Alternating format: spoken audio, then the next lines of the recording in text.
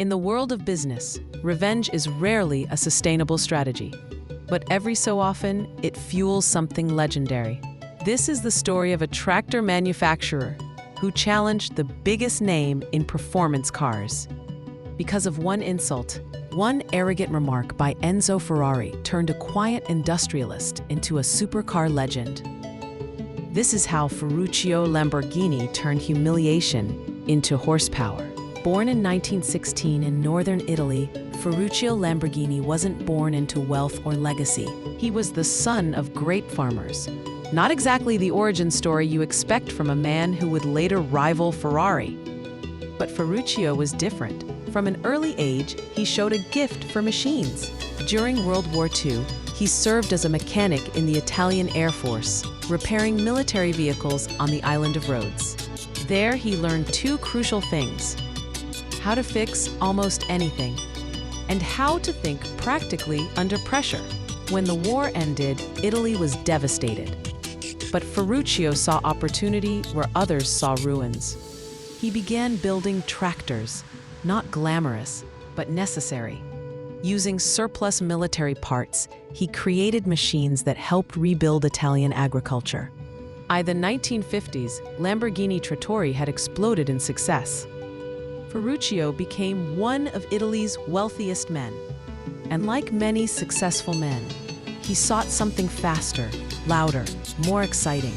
He bought himself the dream machines of the day: Alfa Romeo, Mercedes-Benz, Maserati, and yes, multiple Ferraris.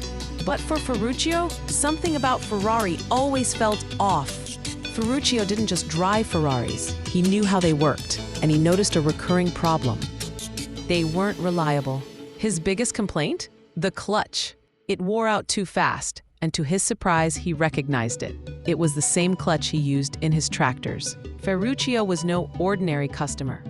He understood engineering, and he knew when corners were being cut. So he did what few dared. He requested a meeting with Enzo Ferrari, the proud, famously stubborn founder of the company.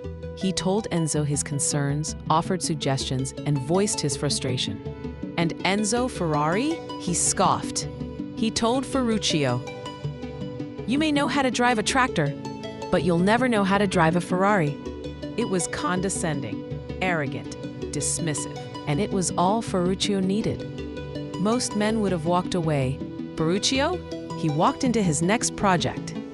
In 1963, just months after that infamous meeting, he founded Automobili Lamborghini in Sant'Agata Bolognese. He wasn't interested in racing. He didn't want trophies. He wanted to build the perfect grand touring car, something fast, luxurious, and reliable. To do it, he hired the best. Giotto Bizzarini, who had helped design Ferrari's V12 engines, Franco Scaglione, a brilliant designer, and Gianpaolo Dallara, a young engineer with big ideas. Their first prototype, the 350 GTV, was ambitious, and it turned heads.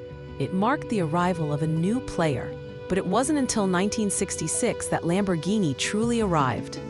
That year, the team released the Miura, a car so beautiful, so advanced, it changed what people thought a road car could be. With a mid-engine layout, bold design, and a thunderous V12, the Miura was decades ahead of its time. Overnight, Lamborghini wasn't just a tractor guy anymore. He was a disruptor. Ferrari had long held the crown as Italy's ultimate carmaker, but Ferrari's focus was racing. Lamborghini focused on the driver experience. Ferruccio didn't care about Formula One. He cared about how it felt to be behind the wheel on an open road. Where Ferraris were raw and temperamental, Lamborghinis were smooth and comfortable, without sacrificing speed. And the world noticed. Throughout the 1970s, Lamborghini models like the Espada, Islero, and Countach pushed boundaries in design and performance.